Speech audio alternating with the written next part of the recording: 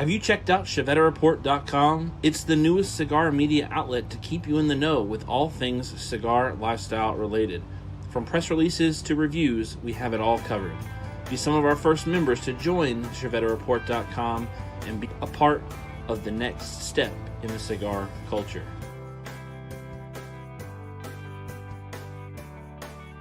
ChevetteReport.com.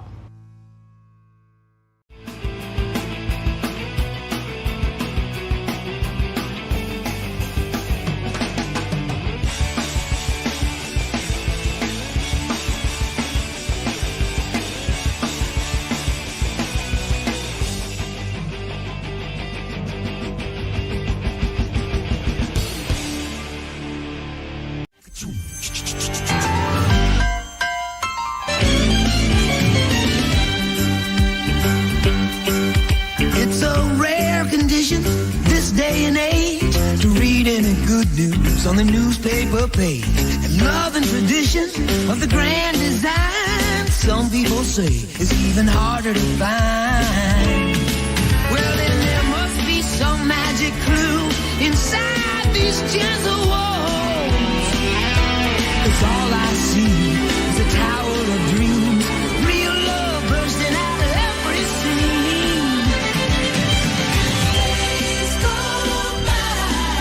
It's the bigger love of the family.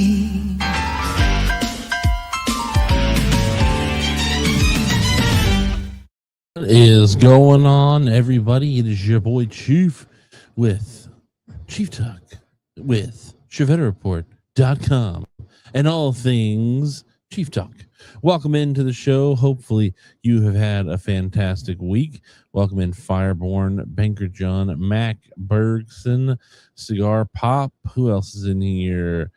Matt Brugger, welcome into the show. Bob Ellis, how are you doing? Shottown Cigar, welcome in. Jay Bates, how are you doing?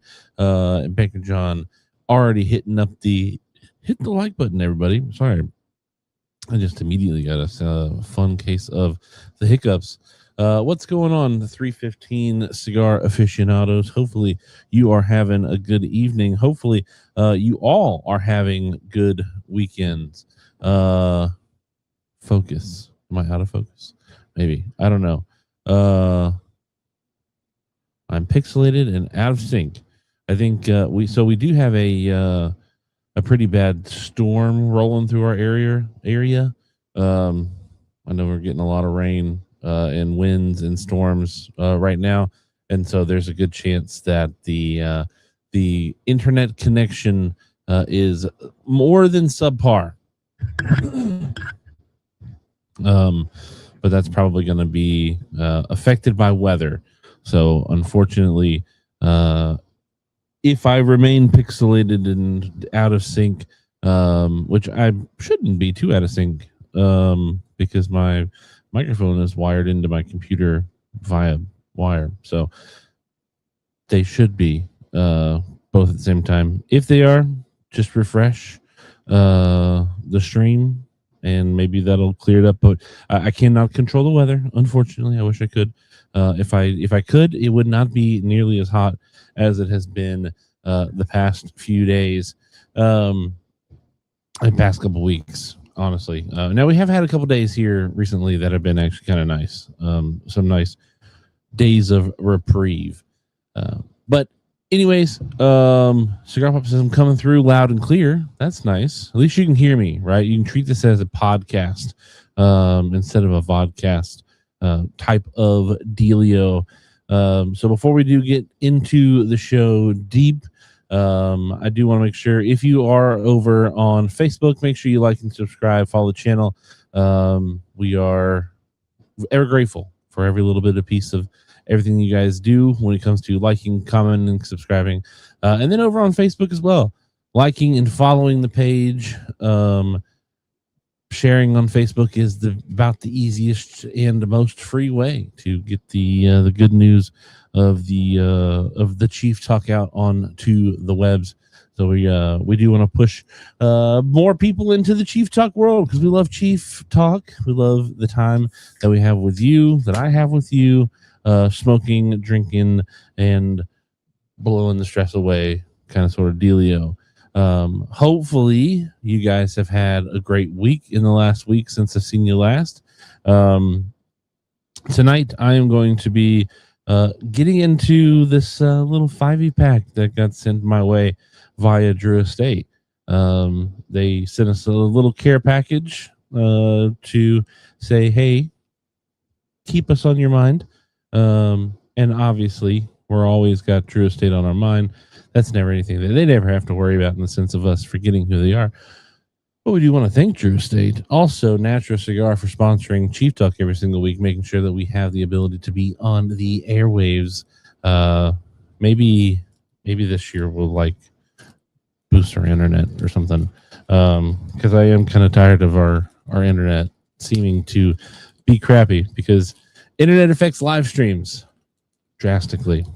So I will be smoking at least one Underground LT Gray, and this is in Toro. I've smoked a few of these since the trade show. They've all been Gordos or Robustos, so it'll be nice to get back to a Toro. Haven't had the Toro in quite a while. And I'm also, because it's the closest thing to me, I'm really V-cutting this thing. Also want to make sure that I give ample love to the fine folks over at Natura Cigar because they equally support Chief Talk in the sense of monetary support so that we can stream every single week, whether we have internet or not. So, well, I mean, good internet because we got to have internet to at least stream. So hopefully you all have had a great week. I want to know, what are you smoking? What are you drinking this evening? I'd also like to know if you have smoked or drank anything in the last week that was severely notable and something that was enjoyable. But without further ado, we'll bring Bob the Cigar Guy on the show. Welcome in, Bob the Cigar Guy. Hello, everybody. I am so glad to be here. And I wonder, does your screen make you look very clear? I look clear on my stream. I look clear on my stream, so I probably look as hazy. Do I look hazy to you on your screen? You do not look in full clarity HD. You don't look pixelated, but you don't look in full clarity HD. We just look a little fuzzy. I don't know if I'd call it pixelated, and it's cleared up a little bit. It's actually gotten a little better. I will be smoking the same cigar, not the same cigar, the same blend of cigar, the El Tigre, that Chief is smoking because it was sitting next to my desk and I wanted to smoke one. So I grabbed it and I'm smoking it. And I hope everybody is having a great week. Chief, would you like to get the deep dive with Chief out of the way in the beginning of the show, or you want to wait for a while? It's up to you. That's your thing you're doing. So let's get it on right now. This weekend, as we all know, we are celebrating Fathers and Father's Day. And so I want to talk about Chief the Dad. Chief as a dad. Chief as a dad. What is one of your greatest, the thing that you did as a dad that just hit on all 8 cylinders, dealing with the kids in one way or another, something that just really was impactful or whatever? And one of the things that you look back and say, man, I thought that was going to be a great thing, but it didn't turn out the best way.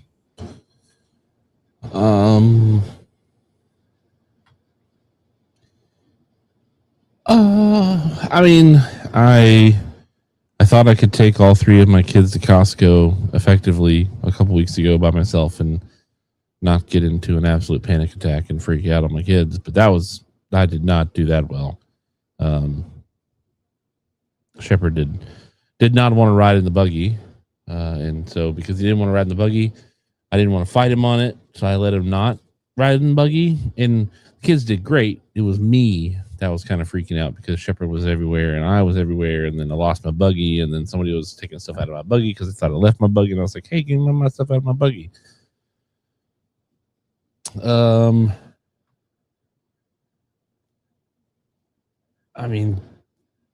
don't know. best thing that I've done as a dad. Maybe not best, a memorable moment where you just said, right now I got this dad thing on lock. My wife went away for a week a couple summers ago. And Shepherd was under a year old. And honestly, it was probably a lot easier that he was under a year old because he wasn't moving around and it was kind of easy to keep track of him. But had to navigate life with 3 kids and no help. And we all survived. We thrived rather, because I do remember when mommy came back, it was like, oh man, mommy came back. I remember that being something that Ember said. And Ember was still pretty young at the time too, because her and Shepherd are only about a year and a half apart. And I thought, I must have done a good enough job for them to have enjoyed the time. But I don't know. My kids aren't really old enough to, I think, probably have done anything to affected them that's been like, heck yeah, dad of the year type status thing. So sorry, I don't have a better answer for you there. Well, these are purposely unprepared questions. These are just raw, and not all of them are going to end up being just, postcards or bumper stickers or, memories you put music to. But it's just kind of neat, I believe, for people to just kind of see the other facets of Chief. There we go. Supreme Tobacco, welcome into the show.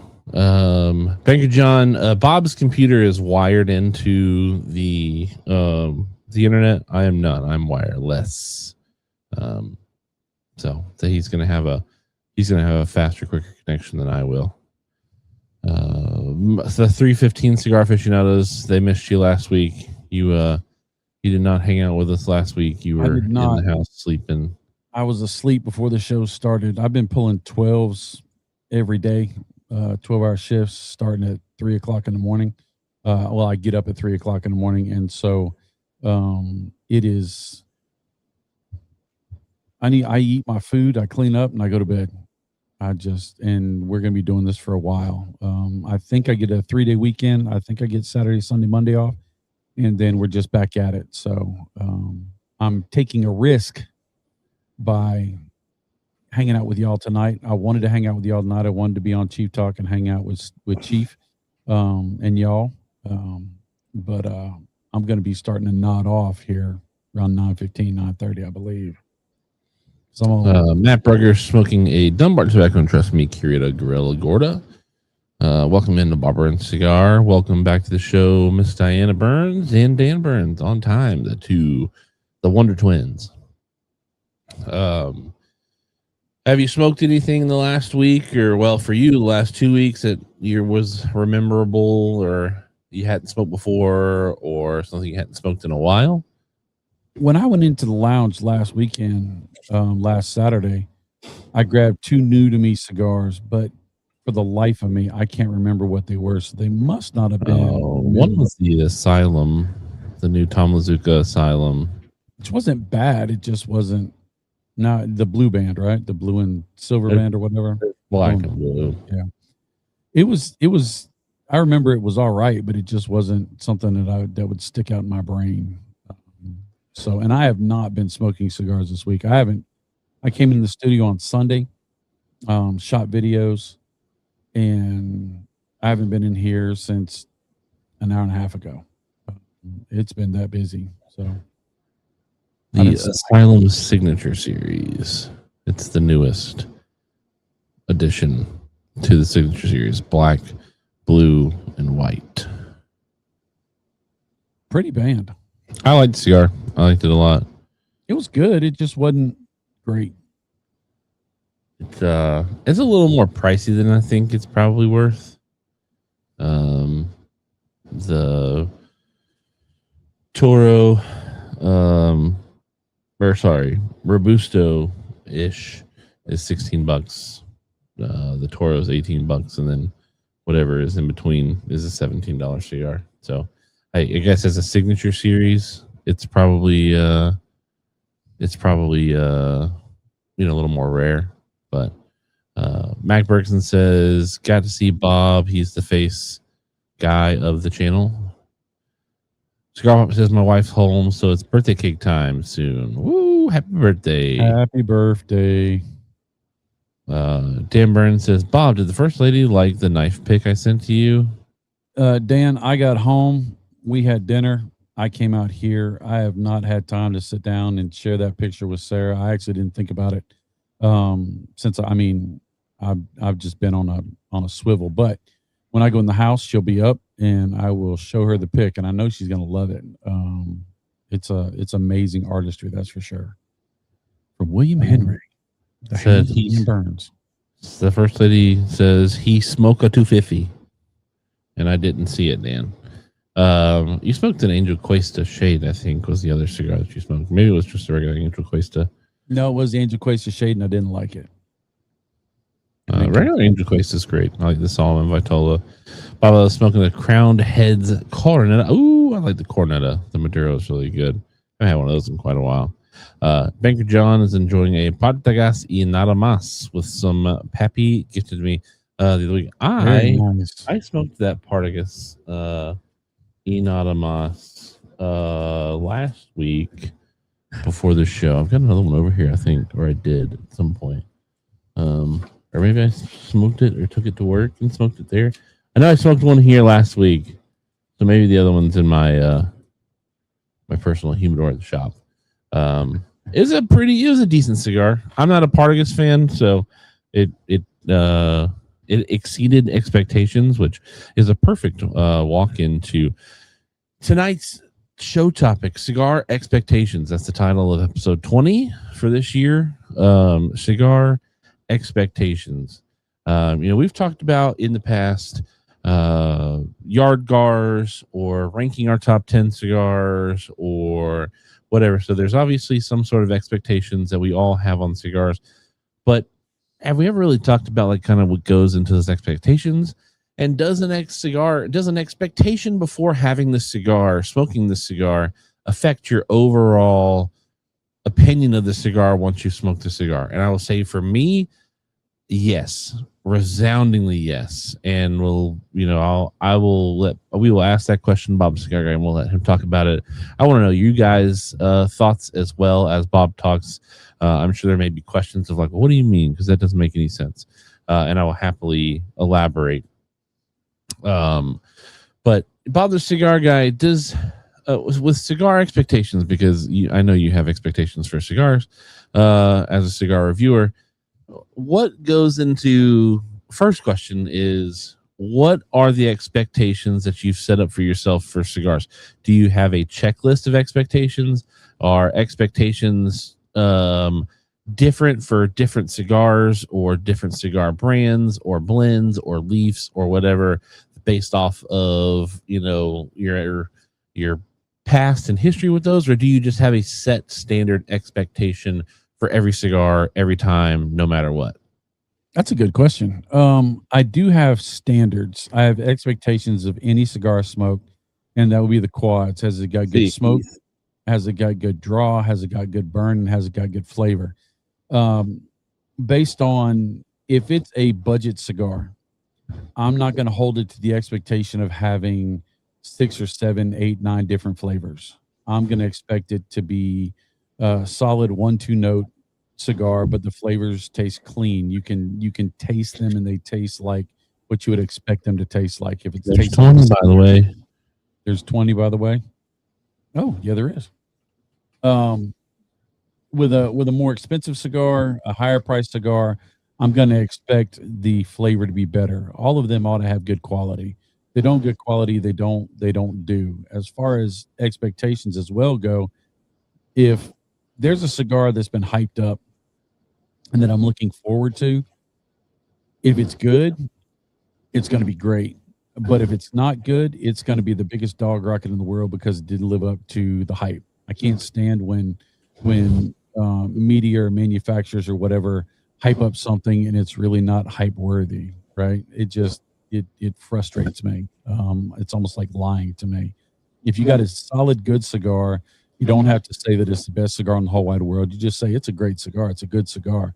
But if you tell me a good cigar is the most specific, special thing in the whole wide world, and it's not, then I'm not gonna be as happy about it. Does that make sense? Okay, so maybe your statement is incomplete. So what I heard you say was, if you tell me a bunch of things about a cigar, I'm not going to be as happy about the cigar. Or that's what I think I heard you say. Or did you mean to say, if you tell me about a cigar, all these wonderful expectations about a cigar, and it under delivers, then I'm truly disappointed with the cigar? The second one. Okay. So you will allow expectations to affect your overall opinion of a cigar after smoking it.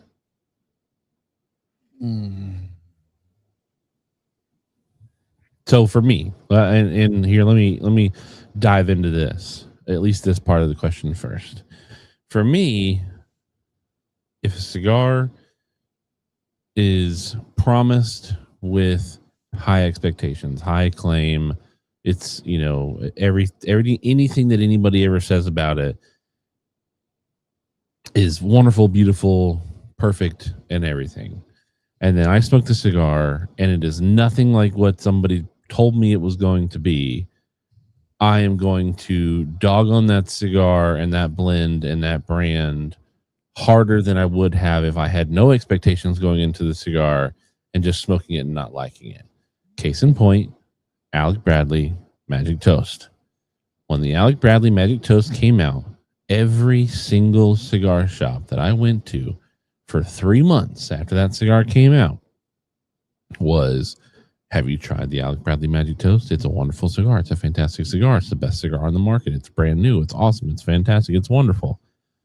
Go into another cigar shop. Hey, have you tried the Alec Bradley Magic Toast? Have you heard about it?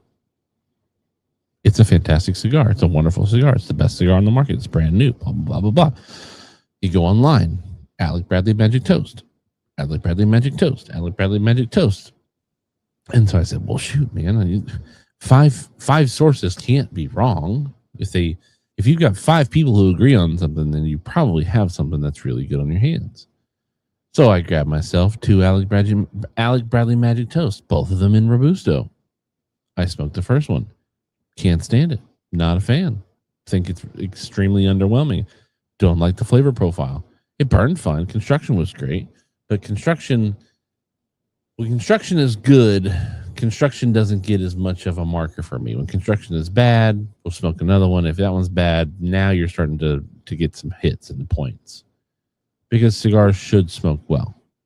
Anyways. Smoke the second one. Well, maybe the first one's bad. Underwhelming. And so because that cigar was not anything close to what it was promised to me to be, I happily don't like that cigar. Now, we talked about this last week. The only time that I've ever liked a Magic Toast was the Magic Toast that I had that had 2 years of age on it. But the Alec Bradley Magic Toast cigar is just not for me. But I hate that cigar because I was told it was going to be the best cigar I smoked that year. It was going to be the best cigar that came out that year. And it wasn't. It wasn't anywhere close. It was the worst cigar that I smoked that year. And so because of that, my expectations severely handle the way that I see that cigar. When I sell those cigars every single week in the shop, it's 9 times out of 10. You ever had this cigar before? Yeah. What do you think about it? Don't like it. What? I love this cigar. It's my favorite cigar. I've heard that before. It just wasn't for me. So I am definitely somebody who allows expectations of a cigar, of a flavor, of a blend, of a leaf, or whatever to drastically affect the way that I view a cigar, a blend, or whatnot. And that happens in the positive too. When I find out that a cigar that is being launched that year, or a cigar that I've never had before, has a Connecticut broadleaf wrapper on it, or it has a Mexican San Andreas binder, or it's got, it's filled with Nicaraguan tobaccos, my palate says, ooh, gonna be a good cigar, because those are the things that I really enjoy. Those are the things that I really like. if I get told, oh, this cigar smokes just like a Magic Toast, my expectation is that cigar's going to suck. I don't even want to try it. I'm not going to spend my money on it.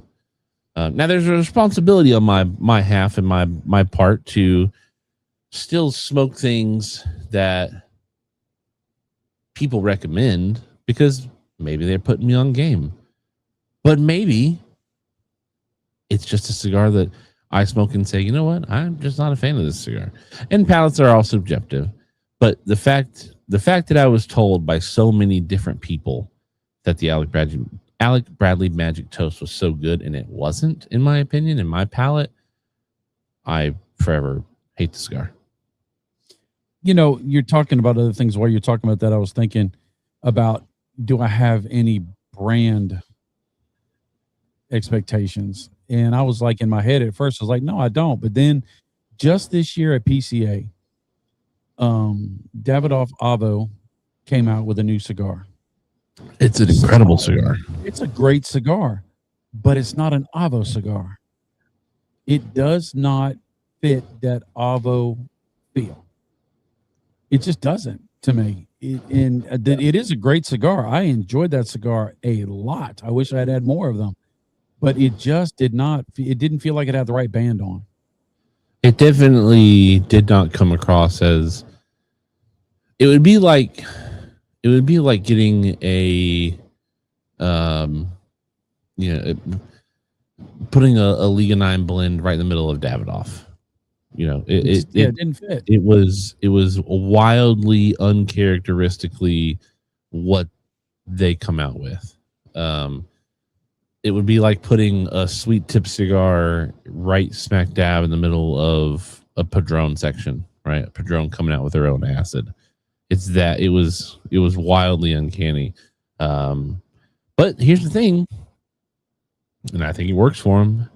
I'm not a fan of Avo. There are some Avos that I'm like, yeah, I can get behind this. It's dope. But that cigar is like, I've talked to my boss. Hey, we carry Davidoff. We carry Camacho. You ever thought about bringing in some of these Avo? At least these ones, please. Because I really enjoyed that cigar. I thought it was a really good cigar. It was a good cigar.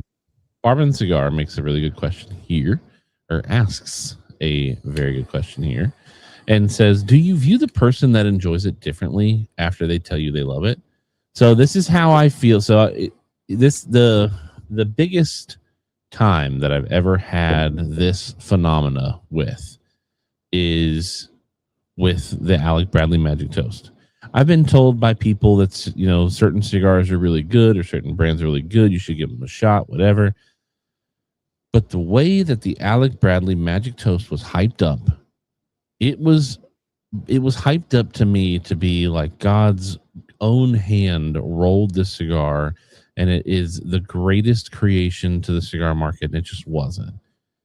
Now, one of the people who suggested that cigar to me years ago is now my boss. Ernie Roy, love the man. Think he's got an incredible palate. Not sure if he wasn't paid an extra amount of money by Alec Bradley to try to push these cigars. That's actually my opinion about the Alec Bradley Magic Toast, is I feel like Alec Bradley took a bunch of money and pushed it out into the world and said, promote our stuff, and the more boxes you sell, the more you get from us, in a sense of like more stock or whatever. I don't think that really happened. I just think that there were enough people who were raving about the cigar. People smoked it at the trade show, did enjoy it, and said at the same time, oh, this is a fantastic cigar. I don't look at anybody. So to answer the question, do you view the person that enjoys it differently, after they tell you they love it? No, because palates are subjective. There are people out there that I am friends with professionally at the lounge who smoke Rocky Patel every day. There are people at the lounge who smoke a lot of cigars that I probably wouldn't reach for every day. And I don't allow that to have affect my opinion of them or my relationship with them. I don't look at my boss, that he's now my boss, because again, this is years ago when this cigar came out, way before he was my boss. And so maybe my opinion changed in the sense of like, okay, who sold you guys some sort of tell everybody that you know about the cigar, and then we'll give you an extra incentive or something, because everybody was talking about the cigar. Every cigar shop was talking about the cigar. Cigar reviewers talking about the cigar. People in the industry smoking the cigars, talking about the cigar.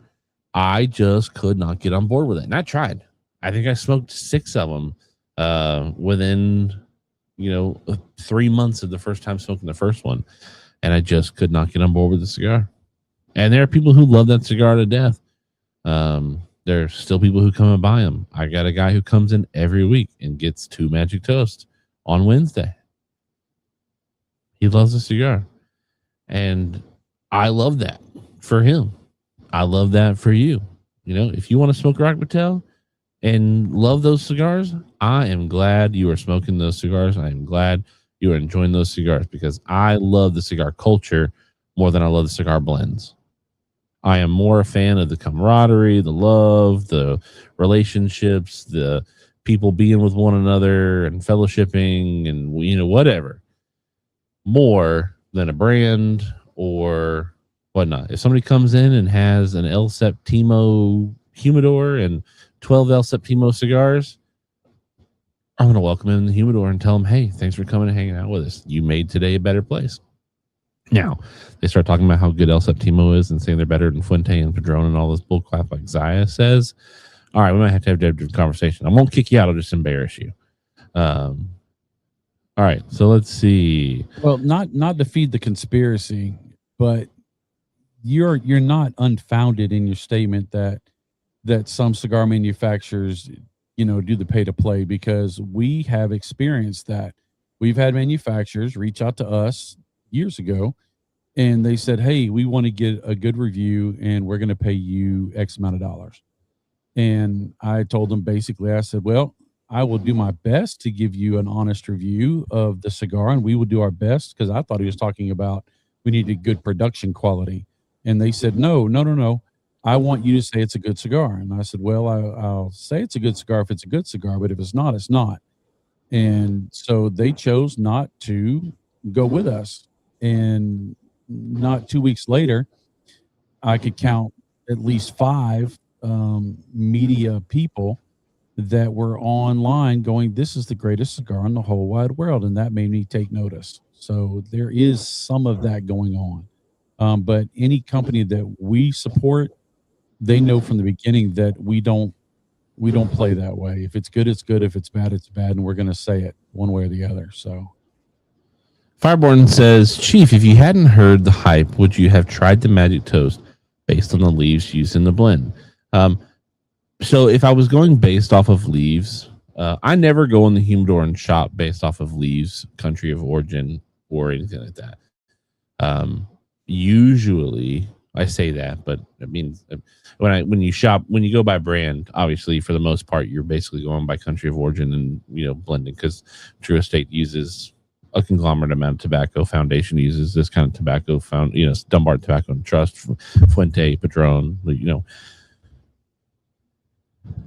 I don't go into humidors and say, hey, you have any Honduran tobacco in here? I need to know about your Nicaraguan or your Brazilian Arapiraca wrappers. Please let me have those cigars. Now, if you do that, I'm not saying that you're some weirdo, but I don't do that. So no, I would not have looked at it based on leaves. I probably would have been like, well, I haven't seen this. I'll try this. Because there have been plenty of times that I've walked into humidors and somebody has asked me, hey, you need any help? Usually when I go into humidors that I'm not working in, and somebody comes in and says, hey, can I help you find anything? More times than not, I'm like, no, I'm good. I'm just looking around, see if anything speaks to me, or I'm specifically looking for something because I know that lounge has that cigar. But there are times where I will say, you know what? Why don't you guys what are you into these days? And if the guy, goes straight into, oh, you need to try this, and then you need to try this, and then you need to try this, my immediate sirens go up of, oh, are you being told to sell something to move it a little faster, kind of sort of deal. I know of a cigar rep who did that not too long ago, and I thought, you must have a quota. And so it came up in conversation, and they're like, yeah, I'm trying to push this certain brand of cigars because they just don't sell that well for me. And so I want to have a more diversified portfolio of what I sell to people. And I'm really trying to push these cigars, and I really want people to fall in love with them it's like, okay, I get that. Like, you want people to try new stuff, but I'm also not going to try to sell you some, song so that you'll buy these cigars just because I need you to buy them. I want you to buy cigars that are going to make you come back and enjoy the brand going forward, or the atmosphere. Like, at a cigar shop, the brand that I have to sell is Cameroon. That's the only brand I have to sell. I don't have to sell Drew Estate. I don't have to sell Padron. I don't have to sell Fuente. I don't have to sell Basil Hayden. I don't have to sell Jack Daniels. I don't have to sell Buffalo Trace or whoever, right? I have to sell Cameroon. We're a lounge. I have to sell the experience. I have to sell our culture. I have to sell our people. I have to sell our staff. And so, I want to, people come in, well, what do you suggest, or what are you smoking these days? And it's like, I smoke a lot, but it really just has to do with kind of sort of the mood I'm in or the company I'm in. And then I turn it right back around. I was like, how often do you smoke? Oh, I smoke every week. It's like, oh, great. What do you smoke? You smoking light? You smoking heavy? What are you be doing? And then I'll give them answers based off of the information that they provided me. Because if you come in and you say, hey, I want you to pick out a cigar for me, it's like, okay, well, that's a loaded question, right? I pick you out a cigar, and you're a heavy non-traditional cigar smoker, in the sense of like heavy tobacco, sweet tip infusion. And then you say, pick me out a cigar, and I hand you a Opus X 20th anniversary. That is wildly different from what you're expecting in a cigar. You're expecting something that's punchy, that's heavy, that's flavored, that's, the smoke is tasty. And I just gave you something that is smooth, creamy, light, and dope, and 3 times more expensive. And so it's a game of, this is what I'm doing, this is what I'm enjoying right now, but I want to know where you're at so that we can find something that maybe we have in the shop that you've never had or you haven't had in a while or whatnot. Chris says, what did you guys think of the LT Gray? Honestly, so I'm currently smoking the LT Gray, the Underground LT Gray from Drew Estate. I really like the cigar. I'm having a hard time choosing between Robusto and Toro for my favorite of the blend. It's a cigar that, when I smoked it in the early access pack, I said it was either going to be an Undercrown, a new Herrera for the Herrera line extension, or a less expensive Liga. And obviously, because I said that I thought it was going to be an Undercrown, I hit it right on the head. Bob Cigar, I think you're smoking the same thing, right? I am. What is your honest opinion of the LT Gray? It is different in the fact that to me, it's a 50-50 cigar. Not one flavor overwhelms the other flavor, but to me, it's got a spicy, gritty, turned earth kind of quality to it, right? That peppery, that aggression. But right in the middle of it, you have this chewy, leathery, meaty quality. And so very rarely, in my experience, do I get a cigar that's equal parts of those two. It could have a little spicy or it could have a little meaty, but it doesn't have a 50-50. And this really, I find myself sometimes it tastes different each puff, or my mind picks up one side or the other. What do you taste when you smoke that cigar, Chief? So the best time that I've ever enjoyed the cigar is with coffee, black coffee. So first day back from the trade show, it was the first cigar I smoked. So we were at the trade show. We were in New Orleans until Tuesday. I flew back on Tuesday. I had to work on Wednesday morning. My first cigar back was Wednesday morning at the shop, and it was an LT Gray Toro. And I had it with a cup of black coffee, Americano. Made it myself. And as I'm opening up the shop, I said to myself, this is actually a pretty dope breakfast cigar. Now, it's a Dominican blend, right?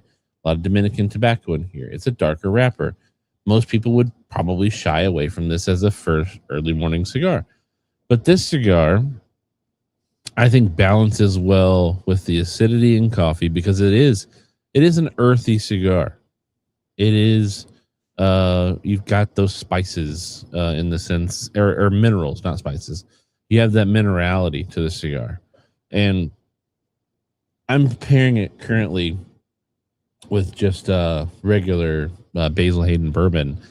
And the Basil Hayden bourbon is nice and sweet, nice and smooth. It's got a long finish on it.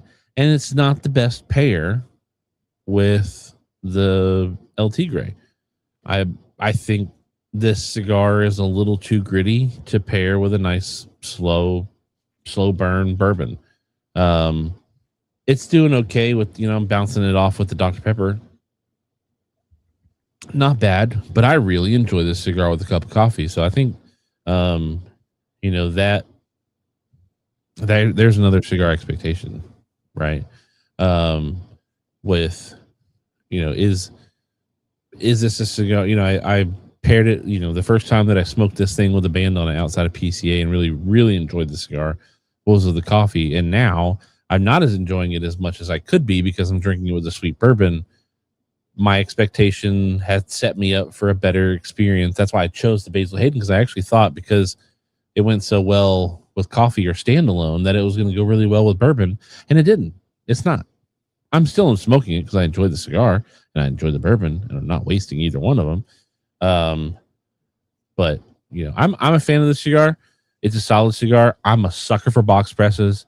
Box press cigars automatically upticks for me, just based off of the fact that they're box press. I know it's unfair because there are a lot of dope Parejo cigars out there, but box press is my jam. First lady asks, are you secretly judging their choice? I judge, and not in a negative way all the time, people and their palate based off of what they put up on the desk. If somebody throws up, a month and a half ago, a month ago, we had 8 different Opus X in the humidor. And people would go and grab each one of the Opus X and they'd bring them out and they'd put them on the desk and I'd scan them. And so my judge there was either you're a fan of Opus, you got a lot of money and you like the posture, or you don't know what you grabbed. You just heard Opus X, so you grabbed the Opus X. If you throw a handful of Rocky Patels up there, I think automatically, your grandpa got you into cigars. You've never really dove deep into the cigar world. You smoke what you like what you smoke, and you roll with it. If you throw up a whole bunch of light cigars or light cigars and infused cigars, you're either brand new or whatnot. But I'm not going to sit here and say that it creates a negative. Like, judging doesn't have to be negative. I mean, using your judgment can be a very positive thing. That's an element of survival to an extent. You judge a situation, it seems sketchy. You don't go to that situation because you judged it. You don't fall into the well, and Lassie never has to come and find you. So it'd be safe to say that you're making observations in part, so the next time that person comes in, you're able to guide them towards the things they enjoy. It's not like Oh, 100%. There's Yeah. there is 100% a mental recognition of what people purchase and put up on the desk. Because the next time they come in the shop, I can point them in a direction that's the same but different. We got a guy who comes in almost every single day, who asks us to pick out his cigars for him. And I have learned that he likes light profile cigars, but in long formats. So I'm not going to go and get the CLE Connecticut in a 4x40, because that cigar is going to smoke in 35 minutes. I'm going to go grab a Nica Rustica Shade Toro, a 56x6 cigar that is light, and light. And then there are people who come in and they go and they grab we talked about this cigar last week, the big paybacks. And we got people who come in and grab the big paybacks, and they come in every week. That's like their cigar. It's their thing. They like those big, beefy cigars. And we got in the LFD Ligero Digger, double Ligero Digger, a few months ago. And I said, hey, I see you picked up more of your big payback. Did you happen to see that LFD double Ligero Digger in there? And they're like, no, show me it. And I showed them. They're like, oh, man, that's my kind of cigar.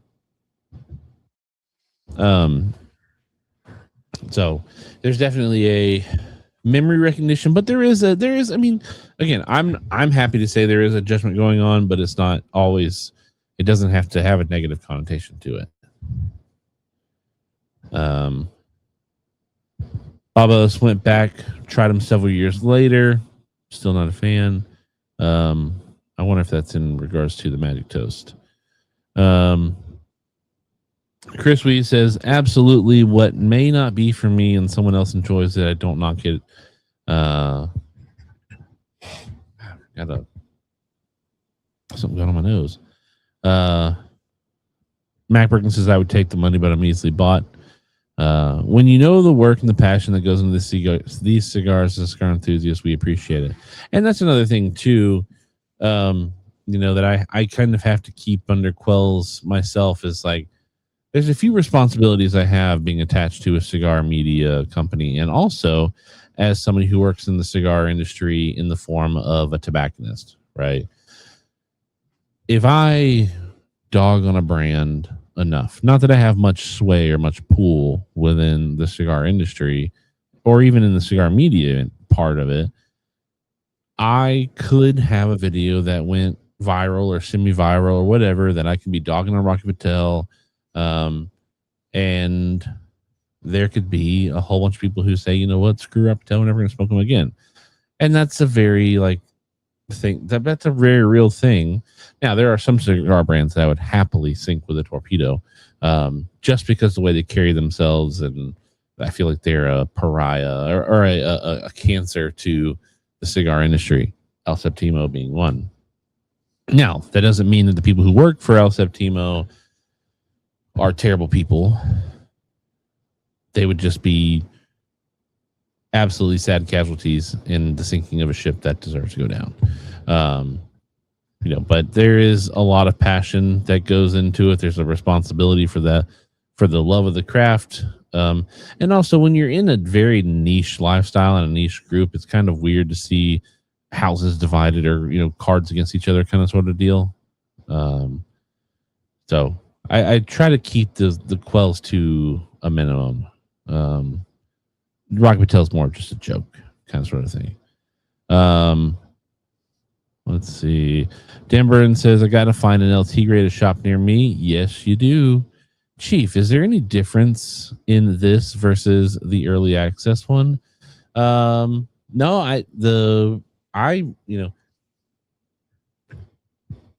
there has only been one time previously, when it was Freestyle Live, there's only one time that the pre-release cigar and the cigar that ends up coming out full bore were good and perfect for me. The only time that ever happened was with the Undercrown Adobe. I loved the Undercrown Adobe. I really enjoyed it as a freestyle live. I really enjoy it as a full bore launch. But Undercrown 10, hated it as an early access or freestyle live. Really enjoy it as a cigar brand. Let me ask you. Let me jump in on that Undercrown 10. When it came out as a freestyle live, everybody that was attached with it said that it tasted like Mexican hot chocolate.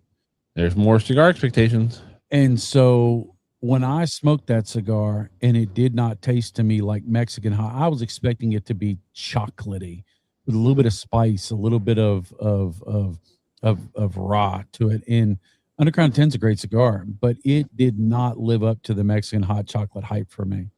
It almost felt like it was a push to just kind of paint a picture that really wasn't there, at least for me. Now, some people smoke it and they say they taste the Mexican hot chocolate, but there's chocolatey notes in this and that, but I would never consider it Mexican hot chocolate. Sorry for jumping in on that, but that was just no. That's it. That's a really good addition into the cigar expectations thing, because I had completely forgotten about. I was trying to think of other cigar expectations and I couldn't remember anything, and that's one that I and you and others have been like, I don't get the Mexican hot chocolate part, and you almost wonder, the people that go with it, either they're going with it because they support the people or they trust the people who have said it, or their palate can't differentiate the Mexican hot chocolate, but they're a part of the team, they're a part of the brand, and so they say, yeah, it's Mexican hot chocolate because that's what it's been, bolstered as.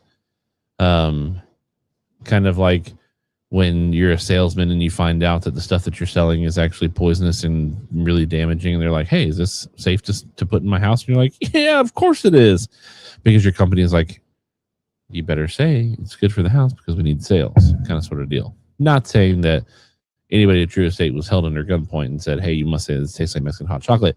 I just don't see people saying that's Mexican hot chocolate on a cigar. The closest thing I've ever gotten to Mexican hot chocolate on a cigar is the Dominicana Buenas Noches, the new. See, I've never had Mexican hot chocolate. Everything I've heard is it's a little spicy and it's very chocolatey and it's frothy creamy in the flavor. So I don't have a Mexican hot chocolate palate. Chico Ray, welcome to the show, says the UC El Tigre is a good smoke and it goes well with a dark espresso. I think the more acidic the coffee, I think the better. I think this cigar is a perfect acidity nerfer. I think it goes well with dark coffee. Like I said, I did an Americano. I've done Americanos with this cigar, and I think that's the best pairing for this cigar. It's not as bad as smoke. I've only smoked 2 so far. It's a little on the light to medium to me.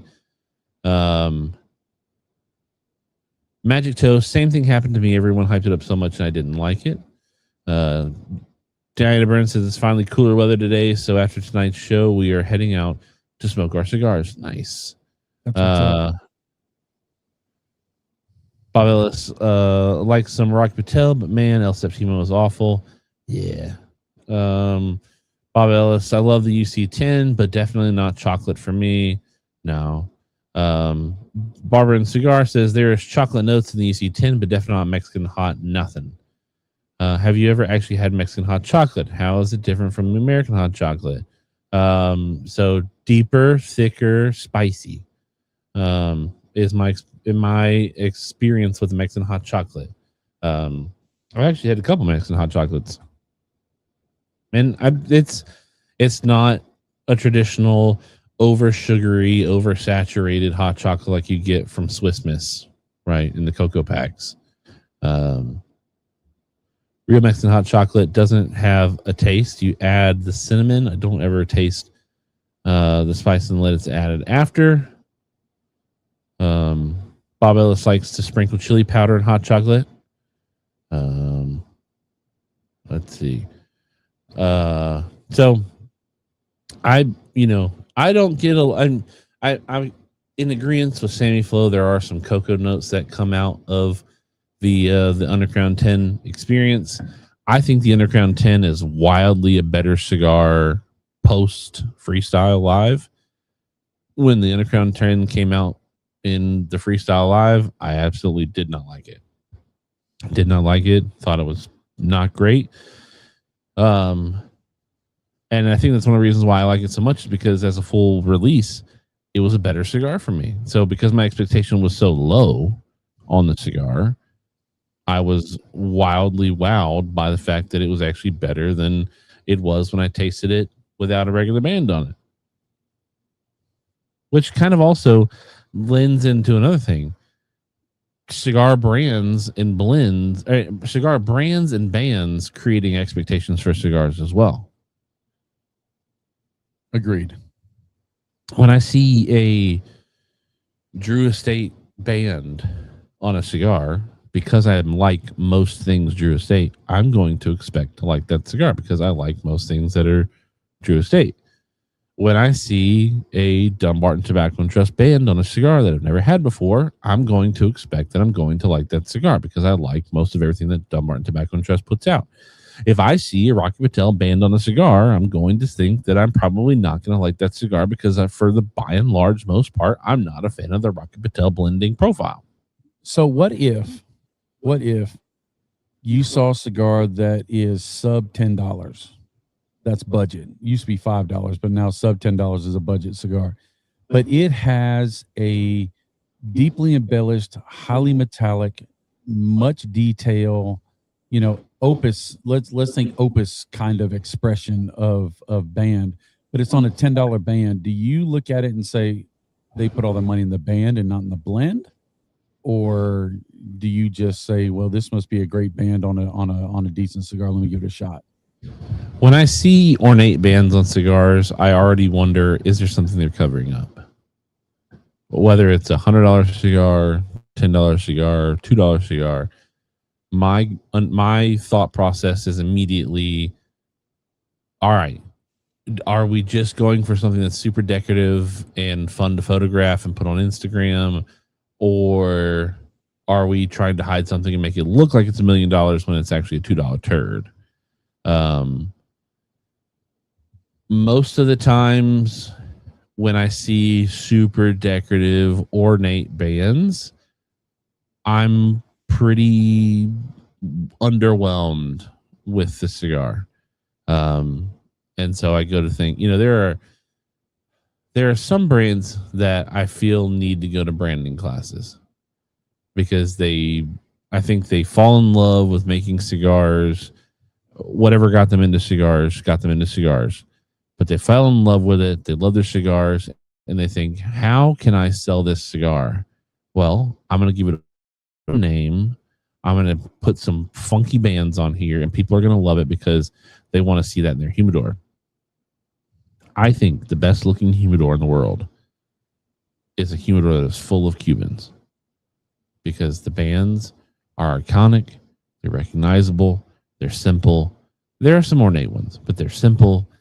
The cigars, it looks like it works. And I think the most classic, vintage, beautiful photos that you've ever seen of humidors, personal humidors, shop humidors, lounges, whatever, are when those shelves or those humidors are full of Cuban branded cigars. Now, counterpoint. If I saw a humidor that was nothing but Padron bands, Liga Privada bands, Opus bands, Tabernacle broadleaf bands,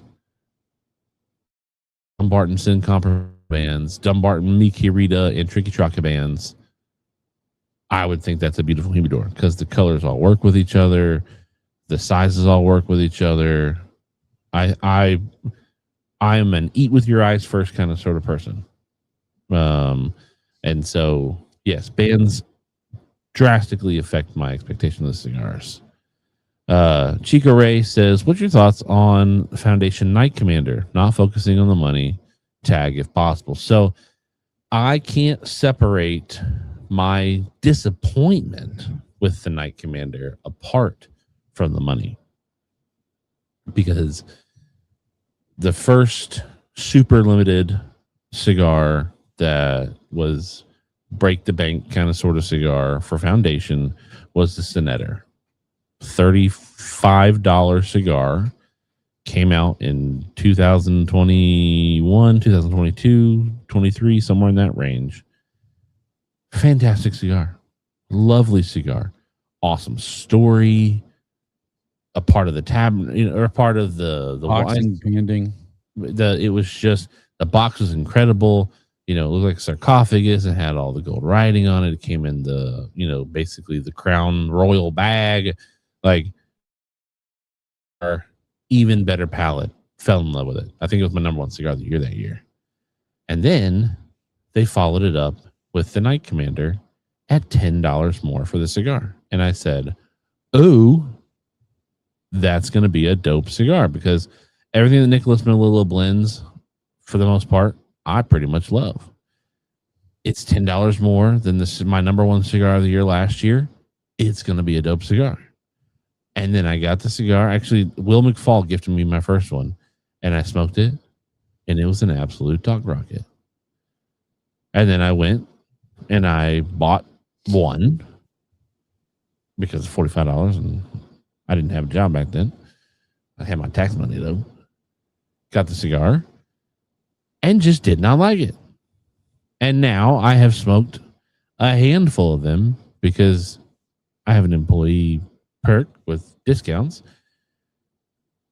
and it's still not as good as it should be. Now, with my employee discount, it smokes about the price point that I get the discount at. But I was highly disappointed with the cigar because my expectations were so high with that cigar.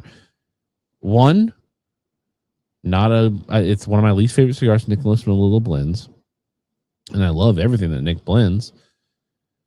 It's $10 more expensive than one of the best cigars I've ever had from Nick Melillo.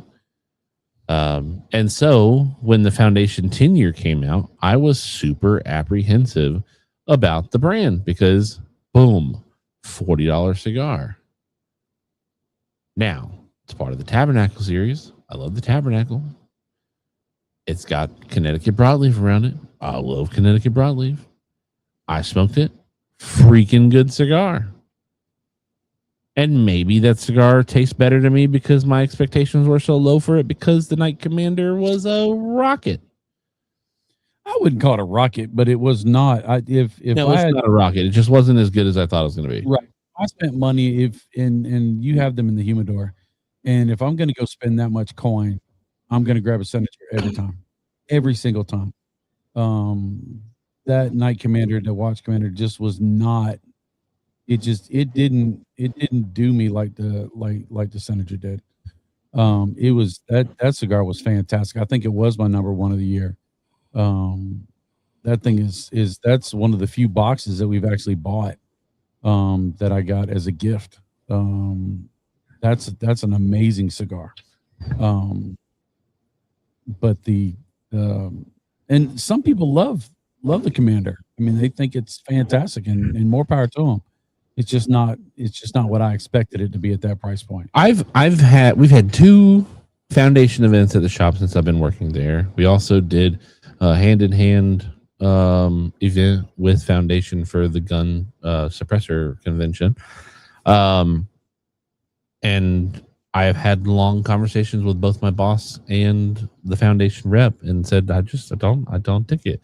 And I've been told I was crazy, but for $10 less, I'm catching a Senator every day. No problem. Not a debate. Hands down. Dimron says, I'd rather have a plain band cigar with great taste than a fancy band with average to good taste. Bands are bands. They are what they are. Let's see. All right. Bob Ellis likes the Senator way more than the Night Commander. Heck yeah. Diana Burton says, bands are nice, but I tend to smell the cigar first before I decide on what I will be smoking. I can pick up the flavors. That's how I like, or that's how I make my decision. Will McFall did me dirty. I was really, really elated when he handed me the cigar because it was a freaking $45 cigar. I like cigars, but sometimes I don't. There are some cigars I don't like for sure. I like good cigars all the time. That's one thing you'll never catch me not enjoying. So as we wrap up the show here, wind down, because Bob the Cigar Guy requested we be out of here by 9:30. I do want to show a little love for our stick pick of the week, which this week is Charles Adamson, smoking an Espinosa. I didn't even look at what the cigar was. I just liked that he posted it in front of a flower. It was about the most creative cigar shot that we had on the Discord all week. Congratulations, Charles Adamson, for this week's stick pick of the week win. But yeah, I be thinking about that. Cigar expectations, allowing cigar, the expectations of cigars. I know, whenever I talk about a cigar around Gary Brooks, I almost get anxiety because Gary Brooks and I have pretty much the same palate. Honestly, the only cigar I think we've ever really disagreed on was the Alex Bradley Magic Toast. And other than that, he's always like, you talked about the cigar, you love the cigar, I smoke the cigar, I love the cigar. Or he had the cigar, he didn't like the cigar, I smoked the cigar, I didn't like the cigar either. And so there's also a sense of like, I know I'm creating expectations for others. Like I'm sure that there are people tonight who are like, I'm gonna go find the Underground Del Tigre and I'm gonna drink it with a cup of coffee and be like, whoa, Chief doesn't know what he's talking about, or Chief doesn't know what he's talking about. So, double-edged sword there. Happy Father's Day to all the dads in your life, in your lives, or the people who weren't your dad but stepped up and became dads or did things for you that dads do for others, or for their kids. Celebrate those men in your life for the person that they are, the sacrifices that they've made, the time they've spent with you, the resources they've used, and it doesn't have to. I'm not a dad where it's like, yeah, buy me all these wonderful special things. It's just it's fun to hang out with people and be like, happy Father's Day, man. Like being a dad's hard. I'm not going to sit here and say being a dad's not hard. Being a dad's hard. I think being a dad's probably has always been hard. But being a dad, I can only speak from experience as a dad of 3 in the late 2010s and all of the 2020s so far. Being a dad's tough, but being a dad is so rewarding, and being a dad is so much fun. I love it. The best job I've ever had in the world, aside from being a husband, is being a dad. I enjoy it. I love my kids. And I love the opportunity to be their dad and do life with them. And then do life with me. It's such a blessing. I love that. So, Bob Cigar Guy, happy Father's Day this weekend. You guys are coming over to my house, so I didn't have to say it tonight. I could have said it on Sunday, but so the people don't create allegations about me not saying happy Father's Day. I go ahead and get it now. But to all the dads that are out there in Chief Talk Land, happy Father's Day to you all. And hopefully you get celebrated in the fashion that you should be celebrated. Bob Cigar Guy, got anything else to say? Chief, you covered it well at the end on this one. I got to tell you, everything I was thinking about saying, you covered, except happy Father's Day, Chief. I'm glad that you love being a dad. I'm glad that you are invested in your children's life, and it is a very important part of who you are, and I appreciate that. So to all the dads out there, happy Father's Day. Everybody's got a dad. Not all dads have had the perfect life with you, but they're still your dad. So hopefully you'll take a moment to either think about them if you can't talk to them, and if you can, Wish him happy Father's Day. It may not look like it means something to him, but I guarantee it does. So, back to you, Chief. All right. What I'm gonna do is that one and this one. Before I make my closing statements and remarks, do want to make sure that we give a big shout out over to the fine people at Drew Estate and Natura Cigar. Also, if you did enjoy the show this evening over on YouTube, do hit the like button on the stream. If you're not subscribed, please do. If you're on Facebook, hit the like, hit the follow of the page. We do appreciate all the love that we get across. Jimmy Vaughn hit the love button on Facebook. Also, Matt Brugger and Dan Burns hit the like button over on Facebook. Greatly appreciate the love and the interactions over there. Also, along with Father's Day being this weekend, we are wrapping up the end of June here. And June is Men's Mental Health Awareness Month. And just like it's tough, being a dad's a tough job while it's super rewarding. Being a dude's tough. Not that not being a dude isn't tough, but being a dude is tough. And people expect men to just be tough and suck it up and go through life pulling themselves up by their own bootstraps and doing whatever they need to do to make it through. And that has the chance to create a sort of distance between a man and the rest of the world. And that can become really heavy. That can be a really big burden. And men aren't checked in on as often as they should be with their emotions and their feelings and their headspace, because they're just expected to keep on keeping on and do what they do. Movies tell us, you got to keep on keeping on. TV shows tell us you got to pull yourself up by your bootstrap.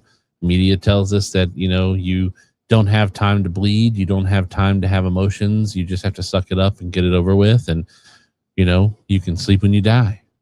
And that's not good for the mental space. And I know that there's probably a lot of boomers out there and a lot of alpha males that are like, look at Chief, she's a little liberal sissy, whatever. You wouldn't say it to my face.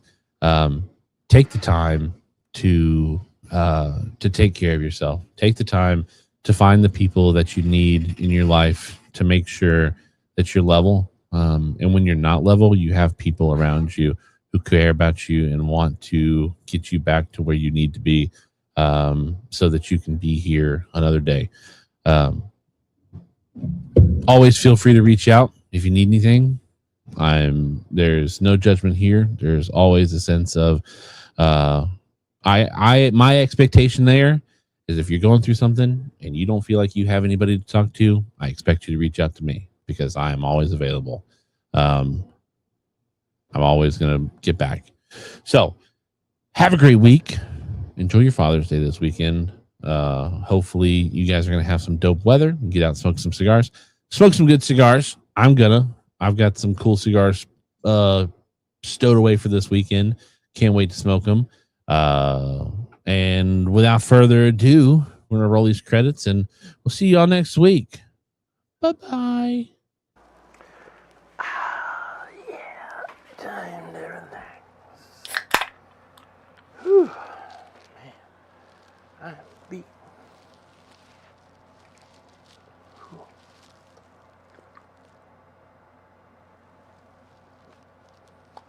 What are you doing?